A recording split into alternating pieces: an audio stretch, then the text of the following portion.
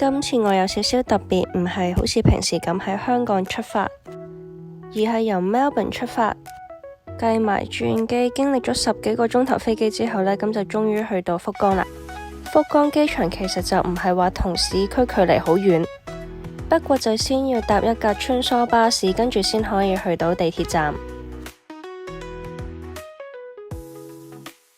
再經由空港線就可以去到博多站噶啦。嚟到福岡第一餐食嘅呢，就係食明太子啦。福岡盛產明太子就大家都知啦，今次就直情嚟到以製造明太子起家嘅Yamaya總本店度食。一入到嚟就已經見到一個咁靚嘅庭園景，對住呢個庭園景食飯就真係更加心曠神怡。由於我哋已經事前喺網上面呢 book 咗枱同埋 book 咗食咩餐，所以就已經有一張紙呢係講我哋嚟緊係會食啲乜嘢。都建議大家如果真係呢要嚟食嘅話呢，咁就預先 book 咗先。而我哋今次食嘅呢，就係3500yen嘅御膳 set。呢個 set 有成13種料理，當中就包括咗九州出產嘅當造蔬菜，有當造嘅刺身，有鹿兒島出產嘅美團叉燒肉，當然唔少得嘅就仲有明太子，仲有麵豉湯同一杯熱茶。而右上角嘅呢個呢，就係利用九州米做嘅土鍋飯，一打開真係新鮮熱辣，仲係飆晒煙。呢度會教埋你食明太子三吃嘅食法。首先個鯛魚同埋油甘魚魚生都好新鮮，配搭嘅係好特別嘅海苔醋，酸酸地得嚟又會有埋海苔嘅少少鹹味。至於呢啲就係九州嘅當造蔬菜，有冬菇，有紅蘿蔔，亦都有一啲蒟蒻。至於呢個呢，就係有蘆筍同埋櫻花蝦喺上面嘅豆腐，你可以見到個豆腐都好嫩滑。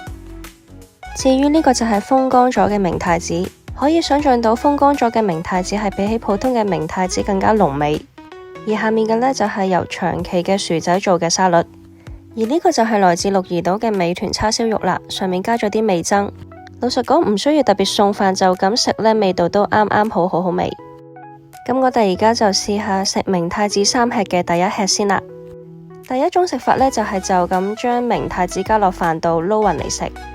個味道係其實大家都應該想象到嘅，就係帶有鹹香同埋辣味嘅明太子撈飯。而第二種食法就係加入埋其他嘅菜，包括頭先所講到嘅蔬菜、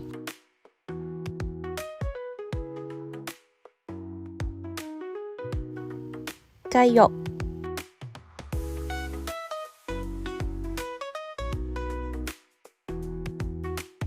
當然唔少得嘅仲有明太子。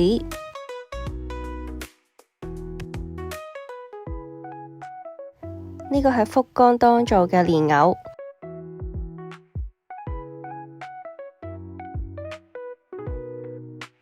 最後加埋醬油撈埋一齊食。我自己呢，就最中意呢個食法。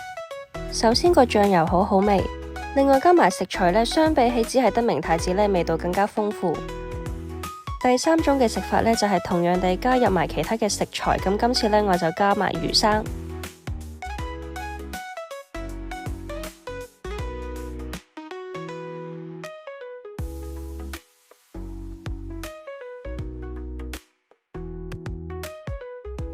呢個係福岡嘅竹筍、茄子、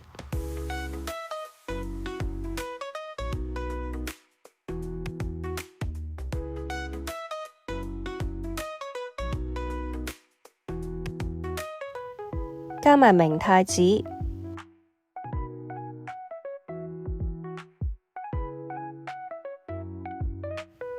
最後加埋高湯做成茶漬飯。呢種就係一種較為清淡嘅食法，咁就可以中和到呢明太子嘅濃味。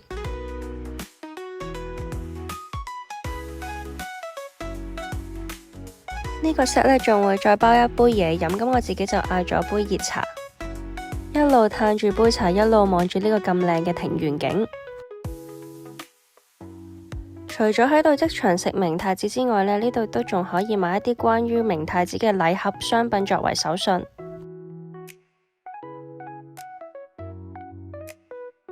食飽咗最好嘅呢，就係去行下街幫助下消化。我哋就行下行返嚟天神站附近，呢度都有好幾間扭蛋嘅地方，都有唔少仲要係唔同種類嘅扭蛋機。鍾意扭蛋嘅朋友呢，就不妨嚟呢度睇下呢，會唔會揾到自己鍾意嘅扭蛋啦。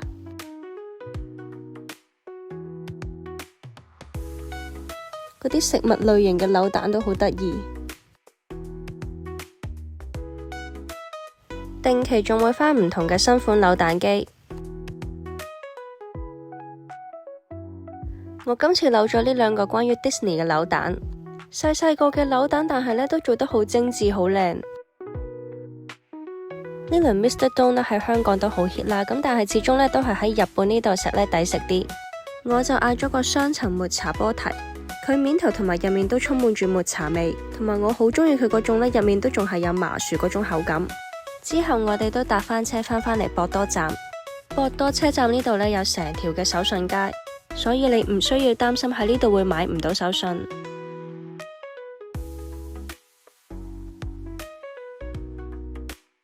而我都整咗條 shot 呢，係講關於有啲乜嘢可以喺度買到嘅福岡食物手信。行到攰又見熱地呢，都可以去 Family Mart 嗰度呢買一杯嘅 Frappe 沙冰。買嘅時候呢，就已經整好晒呢嗰個杯裝沙冰噶啦。之後只係需要擺入部機入面加奶，加咗奶之後呢，再自己撈勻佢呢，咁就係一杯自製沙冰。我自己飲落去呢，因為加埋奶嘅關係啦，咁我覺得個味道呢，就似冇珍珠嘅珍珠奶茶。福岡除咗明太子出名之外呢，水炊鍋亦都好出名，所以夜晚我哋就去咗食水炊鍋啦。同樣地，我哋都係已經事先喺網上面 book 咗位啦，同埋 book 咗餐，所以一入到嚟呢，都會見到右邊已經擺咗呢，我哋嚟緊會食啲乜嘢。打開 menu 就會見到我哋嚟緊個餐呢，會選用啲乜嘢食材，同埋食水炊鍋嘅次序。首先就飲咗啖清湯先，跟住呢，就再食雞肉。然後再陸續加雞肉丸同埋唔同嘅菜，最後一步就加埋飯落嗰啲收晒湯嘅湯汁嗰度，食埋個精華。今次我哋點咗嘅呢，就係中間嗰個餐，入面除咗水炊鍋之外呢，仲會有5個前菜，仲會有刺身、豆腐、天婦羅、甜品。前菜嚟講呢，就有蛋啦，有白烚雞、烤雞、明太子，同埋有雞肉丸，而粒雞肉丸入面呢，係包含住一粒豆嘅。至於魚生呢，就係食青魚魚生，特別要講下佢個汁呢，係加埋芝麻醬。呢個芝麻醬配埋個魚生呢，原來個味道都幾夾幾好味。而呢個就係海膽加埋生腐竹，生腐竹好有豆味，加埋海膽一齊食。出奇地呢個配搭都幾和諧，唔會蓋過咗對方嘅味道。終於嚟到我哋嘅主菜水炊鍋啦。好似一開頭咁講啦，首先呢，店員就會滗咗一杯雞湯俾我哋感受咗呢最原汁原味嘅雞湯先。而飲落去呢個雞湯都真係好鮮甜。跟住店員就會夾起啲雞肉，再放埋雞肉丸。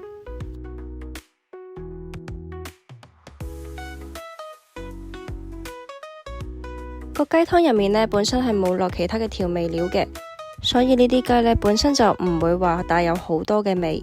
煮熟咗之後呢，你可以選擇加鹽啦，或者係呢啲柚子醬，又或者胡椒辣醬。咁當然啦，你亦都可以乜嘢都唔加，去感受下呢隻雞嘅鮮味。而等緊啲雞肉丸熟嘅時候呢，你亦都可以試埋呢個雞肉天婦羅。蝦嘅天婦羅我就試得多，但係真係第一次食雞肉天婦羅，同我幻想中呢，真係好似炸雞咁樣用炸漿炸有啲唔同。咁等到啲雞肉丸呢熟到咁上下之後呢，店員都陸續加埋其他嘅蔬菜。我只能夠講呢，日本嘅蔬菜真係好新鮮，用鍋煮完嘅蔬菜呢都仲係好有鮮味。而呢個雞肉丸呢，唔係只係得雞肉，佢仲會有埋啲雞軟骨，所以咬落去嘅時候呢，都會有啲爽脆，好有口感。到最後呢，就嚟到雞湯嘅精華啦，因為已經煮到收晒湯，咁所以呢個時候雞湯嘅味道呢，就係最濃郁。你可以選擇加飯或者加烏冬麵，咁我哋今次就揀咗加飯。店員呢，落埋隻蛋就一齊煮埋呢個飯。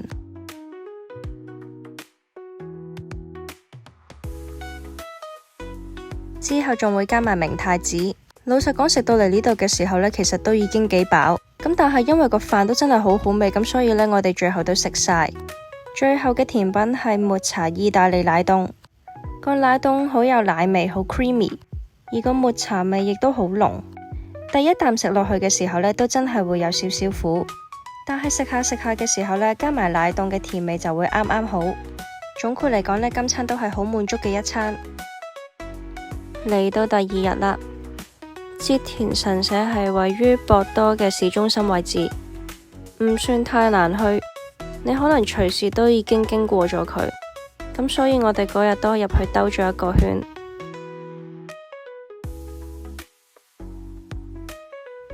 而喺神社附近就有博多運河城呢個購物中心，呢度總共有成6層。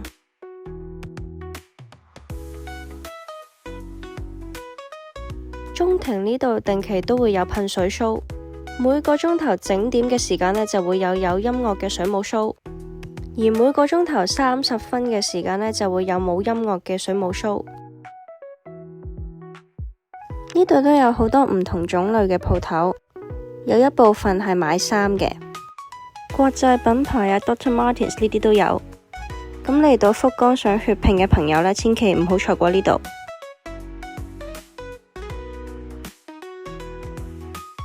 呢度嘅 ABC Must Sports 嗰啲鞋款都唔少，仲要有啲鞋款而家係做緊優惠，我自己都喺度買咗對 New Balance。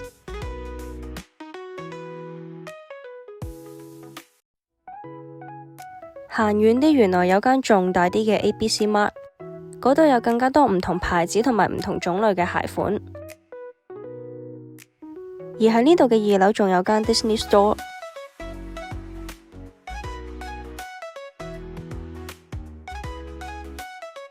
而除咗買嘢嘅地方，呢度都仲有啲食嘢嘅地方，行得耐肚餓都可以嚟呢度醫下肚。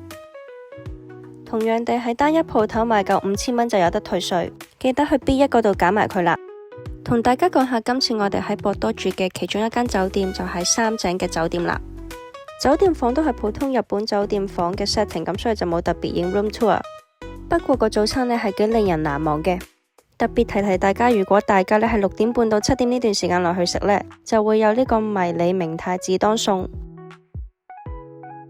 除咗有迷你明太子當可以攞到之外呢度仲會有其他嘅刺身同埋壽司可以攞到，仲會有沙律吧。特別要推介嘅呢係嗰個明太子包，當然仲會有唔同嘅熟食啦。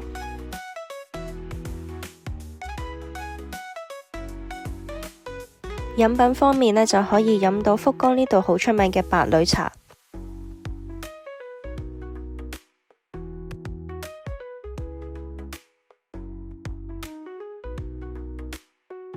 基本上呢，我頭先攞嘅所有嘢食呢，我食完之後呢，都覺得係好好味，冇一樣嘢食係令我覺得好難食或者好失望嘅。